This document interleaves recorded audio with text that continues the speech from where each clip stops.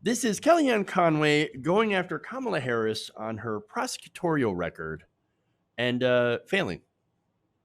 Take a look. She called herself the top cop. She put people away from marijuana use, and then she let go. People gave plea deals to defendants who had done far worse than marijuana use. She is going to be expected to answer for that record.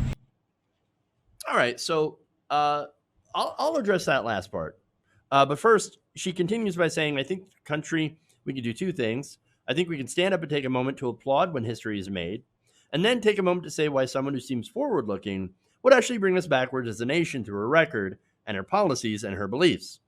But she's part of a ticket that has that problem.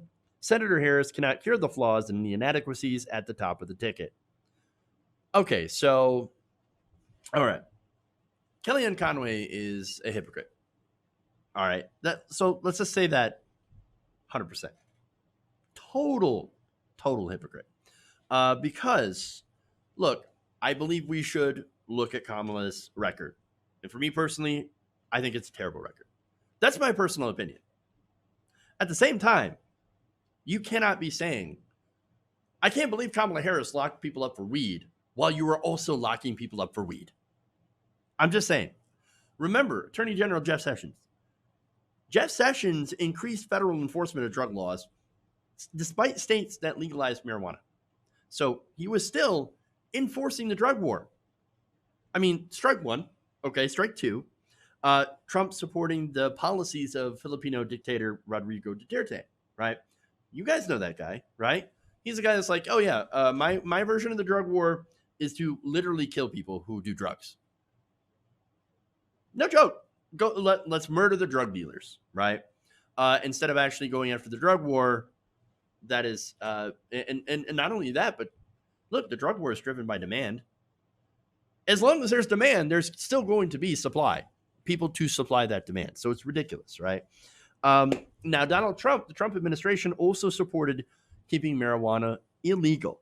That said, Biden's record is not great. So like, we've got to be nuanced here, and we have to explain this in detail, right? To understand that while both candidates are really bad on this issue, there are varying levels of badness. So let's do that, right? So now Biden is against marijuana legalization,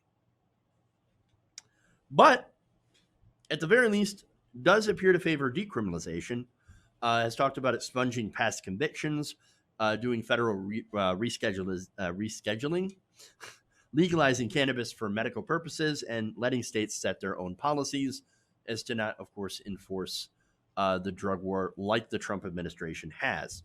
This is not what really the American people are calling for. A vast majority of the American people say, let's just legalize it already. Let's go. But at the same time, it seems better than Donald Trump, which apparently is the entire theme that they're going for. Hey, we're not great, but we're better than Trump. Yeah, we got it. Hey, we're going to give you a tiny little loaf of bread. Oh, yeah, well, or a tiny piece of the loaf of bread, right? Of course, sure, that sucks. And then you look over and Donald Trump just took a shit on your bread. I mean, what are you going to do, right? So there's that. But Kamala Harris's record, going back to that, it should absolutely be scrutinized and considered, right? And as a prosecutor, she did some pretty bad things.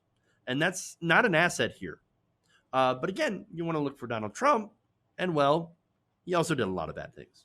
Kids in cages, many of whom are dying from COVID-19. Or how about the record on criminal justice?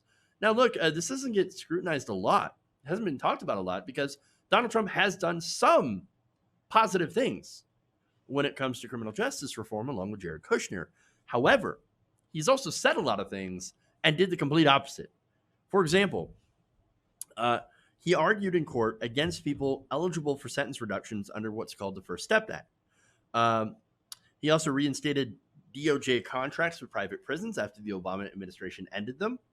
Left director of the Bureau of Prisons position vacant for more than a year. Disbanded a program to create federal prison education systems. Closed halfway houses that help those who are incarcerated transition back into the communities. Prohibited federal investigation of patterns of unconstitutional policing. Stopped assistance to police departments that voluntarily wanted reform.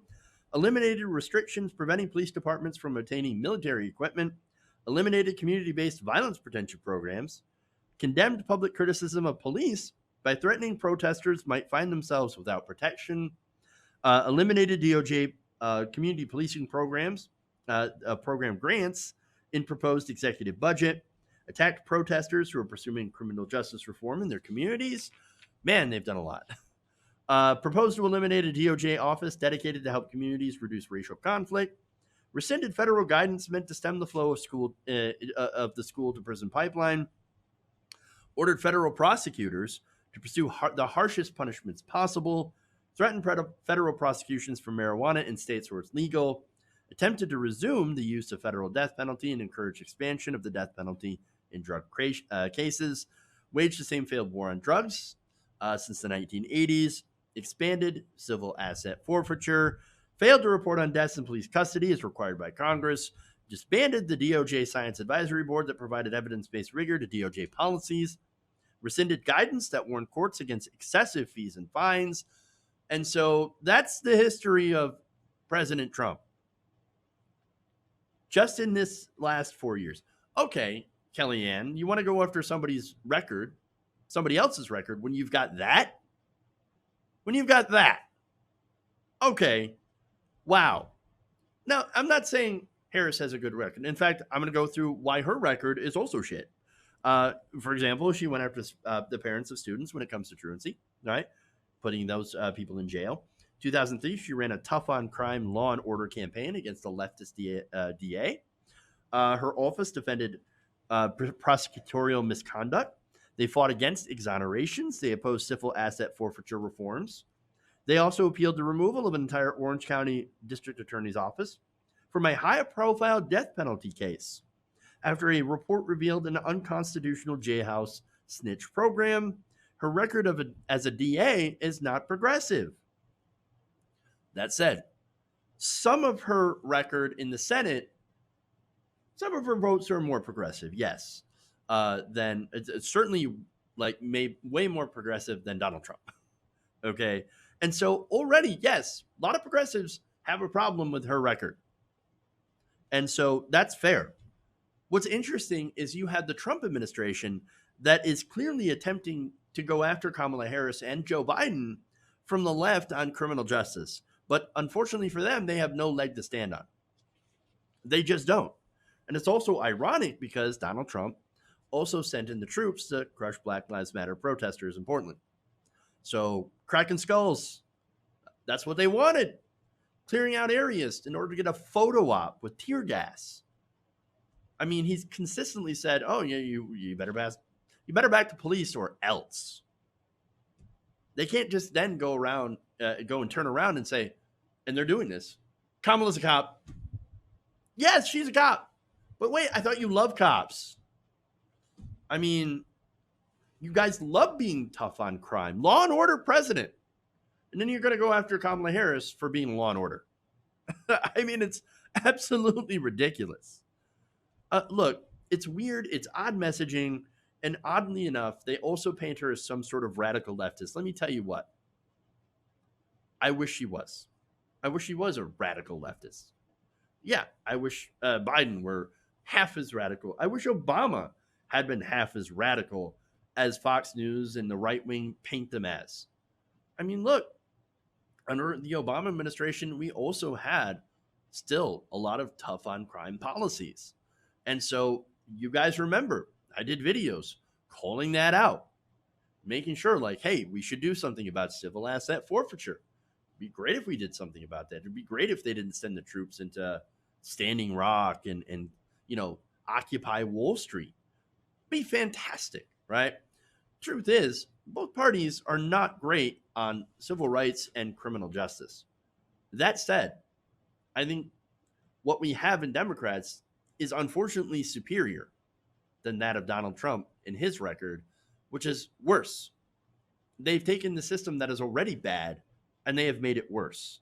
And so, look, between the two of them, Biden and Harris are better, despite having some serious issues we need to fight against.